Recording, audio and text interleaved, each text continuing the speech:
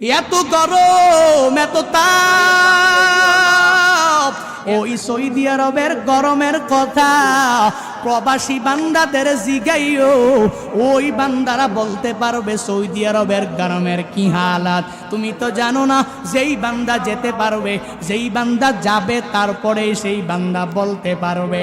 এত গরম, এত তাপ, এত তাপের মধ্যেও প্রবাসীরা যেই পরিমাণ কষ্ট করে, ওই প্রবাসীদেরকে মাঝে মাঝে টেলিফোন করে জিজ্ঞাসা করবেন গরমের কি হালাত, সৌদি আরবের গরমের কি হালাত একটু বলো না।